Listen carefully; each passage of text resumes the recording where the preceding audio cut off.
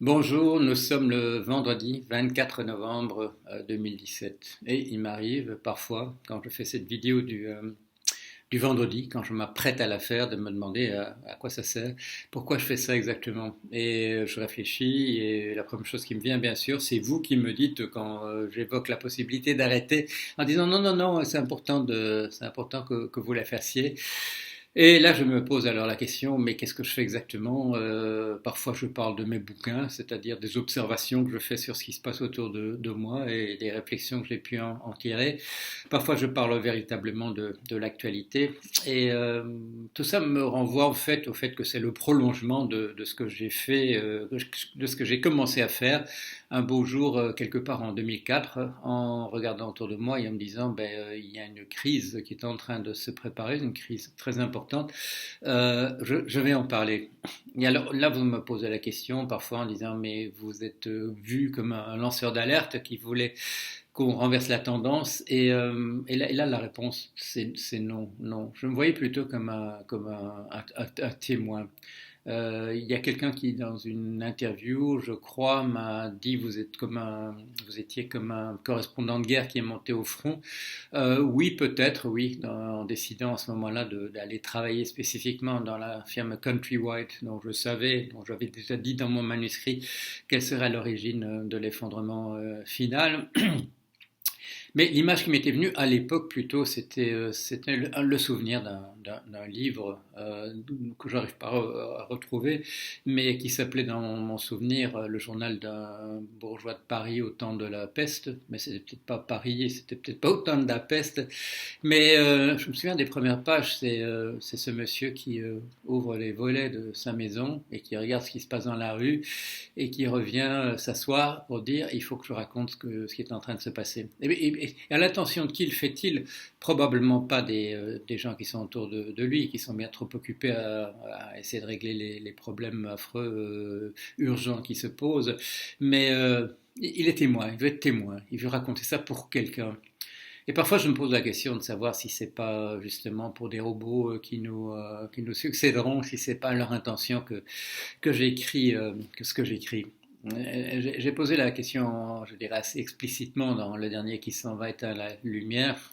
Est-ce que je ne suis pas en train de faire à titre individuel le travail de deuil de toute une espèce et de simplement partager avec mes contemporains ce que je suis en train de faire, me dire, voilà, je suis né à une époque où on me disait que ça durait toujours, et puis en fait, voilà, je suis toujours là à une époque où ça paraît bien compromis.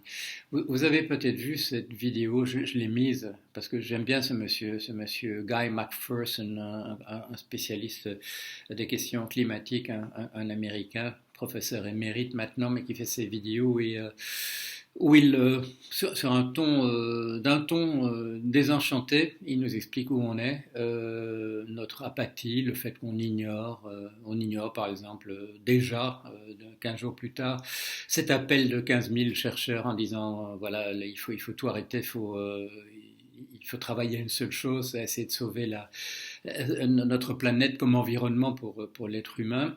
Et 15 jours plus tard, on a oublié. On parle de M. Weinstein, de M. je ne sais pas qui, de M. Flynn ce matin. On retombe dans le fait divers qui retient davantage notre attention que la survie de l'espèce à la surface de notre planète. Alors qu'est-ce qu'il dit en conclusion, ce monsieur Macpherson, si vous ne comprenez pas l'anglais? Eh ben, il dit si on arrêtait tout, il y aurait soudain une production d'aérosols tel que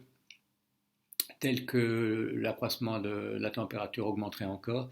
Donc s'arrêter brutalement, c'est encore même pas la solution, ça ferait encore qu'empirer le problème. Alors qu'est-ce qu'on peut faire? Qu'est-ce qu'on peut faire? Et puis il dit, eh ben, il faut aller, voilà, si vous avez l'occasion, allez vous promener dans la campagne, regardez autour de vous et regardez comme c'est joli. Euh, alors, est-ce que c'est désespéré? Oui, oui, c'est absolument désespéré. Mais c'est la conclusion à laquelle il est arrivé, et c'est la conclusion à laquelle on pourrait arriver assez facilement. Il y a des jours où je vais plutôt de ce côté-là. Hier soir, j'ai fait un exposé pour les étudiants en économie, gestion, etc. à l'université de Bretagne Sud à Vannes, dans la ville où j'habite, dans la ville où vous voyez cette armoire et ce tableau derrière moi. Et On a un peu discuté après dans les corridors. On a posé des questions. On m'a posé des questions et la discussion a commencé. Et puis il y a eu des discussions dans les corridors. Et on s'est posé la question de qu'est-ce que ça veut dire qu'on m'invite à faire comme ça une conférence. Qu'est-ce que ça veut dire par rapport au reste de l'enseignement en économie et en gestion. Question que j'ai pu explorer un petit peu l'année dernière aussi à l'Université catholique de Lille. Comme vous le savez, cette année-ci, je travaille surtout sur les questions de transhumanisme là-bas. L'année passée, j'ai donné des cours, voilà, des cours de finance. Hier, j'ai donné un cours de finance. Et qu'est-ce que ça donne? Voilà, qu'est-ce que ça produit? Et ben voilà, ça donne ceci. Il y a Jorion qui vient dire le contraire de tout ce qu'on entend dire dans les cours. C'est vrai à Lille, c'est vrai à Vannes, c'est vrai sûrement à Lyon, à Vénissieux et à Toulon, je ne sais quoi, c'est vrai partout. C'est vrai partout. Euh, Pourquoi est-ce que c'est comme ça? Comme me l'a dit hier quelqu'un, il y a eu une fenêtre qui s'est ouverte en 2008-2009, et puis elle s'est refermée. Et moi, j'ai déjà posé la question dans certains de mes livres, comme dans Misère de la pensée économique, pourquoi est-ce que ça s'est refermé? Et je vous rappelle en deux mots la raison. D'abord, le rapport de force en faveur des gens qui sont au pouvoir, et que ça n'a rien changé. Finalement, ils sont arrivés à bien, comment dire, à reprendre la barre. Et pourquoi? Essentiellement parce qu'ils n'ont pas perdu d'argent, parce qu'ils s'étaient bien protégés cette fois-ci, pas comme en 29. Et tandis que les autres subissaient le coup de la récession, et donc ils avaient d'autres choses à faire que de changer le monde. Mais aurait-on même voulu, aurait-on même dit, maintenant il faut balayer ça, il faut remplacer tous ces enseignants de l'économie qui disaient balivernes par des gens qui disent la vérité? Alors soyons sérieux, qu'est-ce qu'on aurait pu mettre à la place? On aurait pu mettre Monsieur Steve King, qui a perdu rapidement son boulot en Australie pour avoir annoncé la crise des subprimes. Monsieur Nouriel Roubini, je ne sais pas ce qu'il est devenu, mais on parle beaucoup moins de lui. Et puis il y a Monsieur Jorian. Alors remplacer tous les professeurs d'économie par ces trois-là, c'était pas possible. C'était pas possible et donc on l'a pas fait. Vous me direz oui, mais les économistes hétérodoxes. Les économistes hétérodoxes, ce sont, à mon sens, je l'ai peut-être jamais dit aussi clairement que ça, mais à mon sens, ils sont dans le même paradigme, comme on dit, que ceux qui sont orthodoxes. Ils sont dans le même cadre. Ils disent parfois des choses un peu différentes. Ils disent quelquefois des choses qui sont plus vraies que les autres. Et mais quand je prends et quand on m'envoie, on a l'amabilité de m'envoyer des livres d'économistes hétérodoxes. L'impression qui s'en dégage, et c'est pour ça que je vous en parle pas en général, c'est que ils font pas les mêmes erreurs que les orthodoxes, mais ils en font d'autres, et que donc à l'arrivée, je suis pas sûr que ce soit bien meilleur que les autres. C'est à l'intérieur du même cadre. Oui, il y a peut-être des petites variations ici et là, mais si on remplaçait tous les orthodoxes par les hétérodoxes, je crois pas qu'on aurait changé beaucoup les choses du côté des étudiants. Alors pourquoi les étudiants se plaignent pas? Eh bien, comme on me l'a dit aussi hier, ben, les étudiants, ils veulent à la sortie, ils veulent un boulot. Ils veulent pas savoir ce qui est vrai. Ils veulent pas connaître l'histoire de la science économique, qu'on ne leur enseigne pas parce que ça les poussera à remettre trop de choses en question. Mais même si on leur donnait, ils n'en voudraient pas. Pourquoi est-ce qu'ils n'en voudraient pas? Ils veulent le job à l'arrivée. Et les questions de vérité, de fausseté, tout ça, ça ne les intéresse pas. Ce qu'ils veulent, c'est sortir de là avec un diplôme et avoir un boulot. Et comment pourrait-on le reprocher dans le cadre où obtenir un boulot est de plus en plus compliqué, et peut-être surtout si on sort de facultés de ce type-là. Alors qu'est-ce qu'on peut faire du point de vue de la transmission d'un véritable savoir en économie? Je peux aller dans des... Voilà, j'y vais d'ailleurs. Hein, quand on m'invite, je vais là et j'ai sous mon bras mon petit livre sur Keynes, où j'ai essayé de prolonger un peu la pensée de Keynes et en bouchant quelques trous un peu trop flagrants.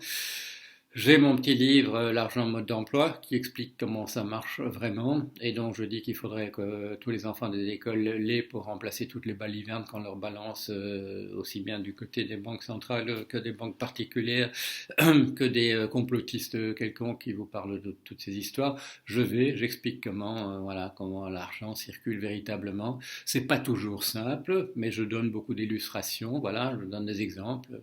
Je dis si une obligation vaut 100 € et que le taux d'intérêt est 107 à la fin de l'année, et si ça dure un an, et bien on reçoit 107 €, etc. Je montre sur des calculs comment ça fonctionne et on pourrait effectivement utiliser ça dans les écoles. Mais à quoi ça servirait, là aussi, qu'on apprenne comment ça marche vraiment, l'argent? Est-ce que, est-ce que ce serait payant du point de vue de celui qui leur a appris? Peut-être, je dirais, en tant que dissident, peut-être s'il voulait, comme dans le film Fahrenheit 451, se retirer dans les bois en sachant la vérité plutôt que ce qui est faux, mais ça ne porterait pas grand-chose de plus que de savoir ce qui est vrai. Enfin voilà, il y a des gens que ça passionne, hein, heureusement, mais ce que ça me fait penser, c'est que si on veut travailler à ce niveau-là, pas celui de témoin, mais de quelqu'un qui, voilà, qui veut changer des paradigmes, qui veut que les gens commencent à voir les choses sous un autre regard. On ne peut pas compter, ça nous ramène au transhumanisme, on ne peut pas compter sur les 80 ans qui vous sont donnés en moyenne. C'est pas assez long, on n'est pas dans la durée. Est-ce que ça voudrait dire qu'il vaudrait mieux vivre 1000 ans pour voir finalement l'effet de ce que vous avez pu écrire?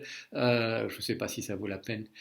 Et encore, et comme me dit monsieur, pardon, excusez-moi, comme nous dit monsieur Macpherson, il est pas, on aurait même 1000 ans, il n'est pas sûr qu'on puisse vraiment les utiliser, vu la manière dont on mène la barque, dont on est en train de foutre en l'air, excusez-moi l'expression, la planète autour de nous, en tant que possibilité de soutenir, de supporter une espèce comme la nôtre. Alors qu'est-ce qu'il faut faire? Je sais pas, moi je sais ce que je vais continuer à faire. Je vais aller à la campagne de temps en temps, je le fais déjà, comme le demande monsieur Macpherson, comme nous le suggère monsieur Macpherson, il a bien raison. Attendez, je vais vous montrer quand même. Je vais vous montrer quand même, voilà, je vais vous montrer comme c'est beau quand même la nature autour de nous ces jours-ci. Il faut faire ça, faites-le. Est-ce qu'il faut cesser de se battre pour changer les choses? Non, je crois pas. De toute manière, je crois que c'est bon pour la santé de le faire. Est-ce que ça fera une différence? Là, je suis pas sûr. Déjà en 2004, j'étais pas certain du tout que dire ce qui se passait était équivalait à sonner l'alarme ou à lancer l'alerte. Je suis pas sûr que ce soit le cas maintenant. Les éléments sont très forts contre nous. Est-ce que ça veut dire qu'il faut se replier sur des nationalismes ou des sous-nationalismes ou des sous-groupes auxquels on s'identifie plutôt que de s'identifier à l'ensemble? Non, la solution est du côté de s'identifier à l'ensemble. Toutes les fragmentations vont dans la mauvaise direction. Il faut des mouvements vers le haut maintenant. Il faut, si on veut sauver cette espèce, il faut qu'elle prenne conscience d'elle-même en tant qu'espèce, et pas qu'en tant que petit groupe de ceci, etc., de gens qui gueulent contre l'idée d'un gouvernement mondial, qui gueulent contre les un tel et les autres. Non, ça, là, de ce côté-là, ça c'est la fin. Hein, là, c'est terminé. Là, on met la clé sous la porte. Si on veut se mettre d'accord, il faut qu'on se mette d'accord le plus grand nombre possible entre nous pour faire avancer les choses. Est-ce que ça va dans la bonne direction ces jours-ci? Non, non, vraiment pas. Vraiment pas. Il y a des endroits où c'est pire qu'ailleurs. C'est pire en Pologne en ce moment qu'en France. Il faut pousser les choses dans la bonne direction, comme on peut. Un individu,